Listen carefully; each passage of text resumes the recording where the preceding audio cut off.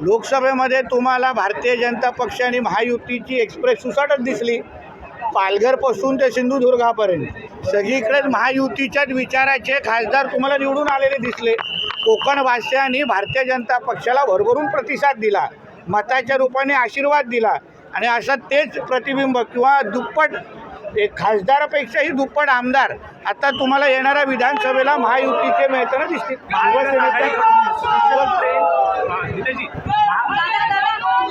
महाविकास आघाडीकडून या ट्रेन्सला special trains for special game अशी टीका करण्यात येते आहे. खरं तर पहिल्यांदा तुम्ही करत नाही. माझं म्हणणं आहे, आमचे विरोधक किंवा महाविकास आघाडीचे जे आमचे विरोधक आहेत, भारतीय जनता पक्ष अगर 5 ट्रेन सोडत असेल तर त्यांनी 6 तरी सोडावेत. सकारात्मक स्पर्धा आमच्याबरोबर करावी. नुसतं टीका करून ह्यांची फक्त पोटं भरण्याचं काम हे लोक आत्तापर्यंत करत आलेले आहेत.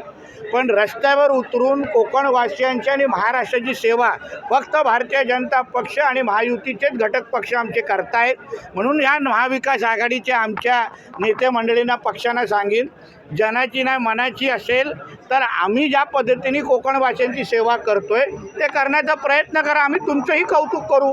शेवटी चांगल्याला चांगलं म्हणणं हे माणुसकीचा धर्म आहे. पण आजकाल महाविकास आघाडीच्या लोक टीका सोडून आणि घाणेरडं राजकारण सोडून ज्यांनी छत्रपती शिवरायांना सोडलं नाही तर मग आम्ही तर फार लहान आहोत. बालेकिल्ला म्हणून आहे ते कोकणाकडे वारंवार बघितलं जात होतं आणि अशी देखील एक चर्चा केली जात होती. हो, बालेकिल्ला म्हणजे जिथे एकही खासदार नाही, जिथे एकही आमदार नाही, तो ठाकरेंचा बालेकिल्ला. जिथे ठाकरेंना 2-2 तास बिळात लपून मग पोलिसांच्या घराण्यामध्ये बाहेर काढायला लागतं, त्याचा अगर तुम्ही बालेकिल्ला असं विश्लेषण करत असेल तर बालेकिल्ला ह्या शब्दाचं संशोधन झालं पाहिजे असं मताचं मी आहे. नाना पटोले काही वेळापूर्वी असं बोलले की नितेश राणे वारंवार म्हणतात की सागरवर माझा बॉस बसतो, तर पोलीस महासंचालक यांचं नातं काय, म्हणजे अशा पद्धतीने टीका केली. मी स्पष्ट तरी बोलतो काय, माझा बॉस सागर बंगल्यावर बसतो, पण महाविकास आघाडीचे कित्येक लोकांचे बॉस कुठे बसतात हे आतापर्यंत शोधण्याची वेळ आलेली आहे. उदाहरण आमचे जुने मित्र संजय राजाराम राऊत, त्यांचा नेमका बॉस कुठे बसतो हा एक मोठा प्रश्न आहे. नाना पटोलेंचा पण जुना बॉस हा सागर बंगल्यावरच होता, आज 10 जनपदवर आहे. परत कधी सागर बंगल्यावर त्यांचा बॉस येईल हे सांगता येत नाही. म्हणून त्यासाठी विधानसभेची वाट पाहावी. संजय राऊत असे म्हणतात की सरकार कुठेतरी वायफळ खर्च जो आहे तो सध्या करत आहे. जी छत्रपती शिवाजी महाराजांचा पुतळा बनवण्यासाठी 15 कोटी खर्च करणं गरजेचं होतं, तर 15 लाख. आता संजय राजाराम राऊतला आकडे आणि ह्या पद्धतीच्या भ्रष्टाचाराची भाषा जास्त समजते. ज्यांनी साधी खिचडी सोडली नाही, ज्यांनी साधे करोनाच्या काळात औषधं सोडली नाहीत, त्यांना अशा पद्धतीचा भ्रष्टाचार सगळीकडेच दिसणार. कारण का आजूबाजूला म्हणजे मांडीला मांडी लावणारे म्हणजे काँग्रेसवाले असतील, तुतारीवाले असतील किंवा मशालवाले असतील, सगळ्या भ्रष्टाचारामध्ये PhD केलेले सगळे लोक आहेत. म्हणून त्यांना काय नवळ आजूबाजूला दिसणार नाही. जेवढा खर्च अपेक्षित होता तेवढा सगळा व्यवस्थित खर्च झालेला आहे. आमच्या PWD खातं असेल किंवा नेव्हीमध्ये सगळं पारदर्शक कारभार झालेला आहे. कधी संजय राजाराम राऊतनी वेळ काढून माझ्या घरी येऊन बसले तर सगळे कागदपत्र दाखवतो आणि कागदपत्र दाखवल्यानंतर सुखरूप घरी सोडून एवढी गॅरंटी आहे. मराठवाड्यामध्ये मोठ्या प्रमाणामध्ये पाऊस झालेला आहे. संजय राऊत म्हणतात की इव्हेंटवर खर्च केला जातोय, मात्र शेतकऱ्यांकडे द्यायला यांच्याकडे काय राहिलेलं आहे. जेव्हा यांचं महाविकास आघाडीचं सरकार होतं, जेव्हा ह्याचा स्वतःचा मालक जेव्हा राज्याचा मुख्यमंत्री होता, तेव्हा कोकणात पण असंख्य वेळी वादळे आली, तेव्हा एक दमडीही पण या लोकांनी द्यायची हिंमत दाखवली नाही. आमचं महायुतीचं सरकार जेव्हा जेव्हा कुठलंही अशा पद्धतीचं संकट महाराष्ट्रावर आलं आहे तेव्हा अपेक्षापेक्षा जास्त पैसे देणारं हे सरकार आहे.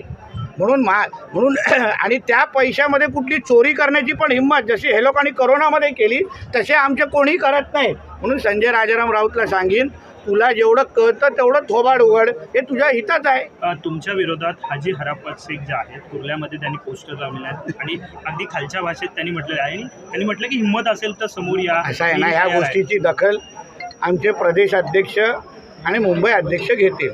त्याबद्दल मला बोलण्याची काही गरज नाही. त्यांना प्रदेश अध्यक्षांना ह्या विषय हाताळण्याचा पूर्ण अधिकार आहे. पण संघाने एक प्रकारे तुमच्यावर जबाबदारी जी टाकली की हिंदुत्वात कुठलंही कॉम्प्रोमाइज नाही, तुमच्या सगळ्या ठिकाणी प्रतिसाद चांगला येत असताना पक्षातल्याच अशाही लोकांनी भूमिका घेणं हे कितपत योग्य वाटते. माझं काम आहे हिंदुत्वाची बाजू लावून धरणं, जे चुकीचं आहे ते चुकीचं म्हणणं. आम्ही कोणावरही पहिला अंगावर चालून गेलेलो नाही. जे अंगावर आले त्याला आम्ही उत्तर दिलेलं आहे. आता त्याबद्दल अगर आमच्या पक्षातले माझे काही सहकाऱ्यांचं वेगळं मत असेल तर आमचे प्रदेश अध्यक्ष आणि वरिष्ठ पातळीचे लोक बघून घेतील.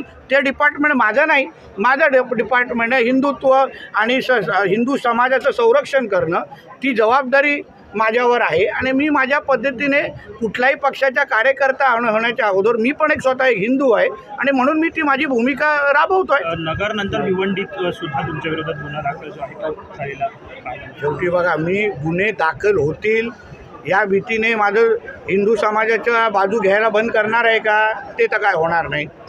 जे आमच्या अंगावर चालून येतील त्यांच्या विरोधात मी बोलणार आहे. म्हणून ह्यांना कुठेही कितीही गुन्हे दाखल करून दे, मी माझ्या धर्मासाठी जेवढा आवाज उचलायचा आहे, जेवढा आक्रमक व्हायचं आहे, मी आक्रमक ह्या पुढेही होणार. शरद पवारांनी एक वक्तव्य केलेलं आहे की संख्याबळ जे आहे ते महत्त्वाचं असणार आहे मुख्यमंत्री पदासाठी. तेव्हाच जे आहे ते ठरेल कुठल्या पक्षाचा मुख्यमंत्री असेल. म्हणजे वारंवार म्हणतात की जाहीर करा चेहरा. परवा म्हणजे पवारांनी उद्धव ठाकरेची लायकी दाखवून दिलेली आहे अप्रत्यक्षपणे. उद्धव ठाकरे जे दिल्लीला गेले म्हणजे नुसतं मुजरा करायचा राहिलेला, बाकी सगळे कार्यक्रम करून आलेले होते मुख्यमंत्री पदासाठी. आता पण ज्या आरती पवार साहेबांचे सारखे ज्येष्ठ महाविकास आघाडीच्या नेतृत्वाने अगर अशी भूमिका घेतली तर उद्धव ठाकरेचं दुकान मुख्यमंत्री संदर्भात कायमस्वरूपी बंद झालेलं आहे. सर, बलात्काराचा आरोप असणाऱ्याला काल पक्षप्रवेश देण्यात आलेला आहे मातोश्रीवर. त्यावर कुठेतरी आता उभाटा गटात नाराजी झाली. शेवटी उद्धव ठाकरेंच्या त्या उभाट्यामध्ये अशाच पद्धतीचे लोक आज भरभरून भरलेले आहेत.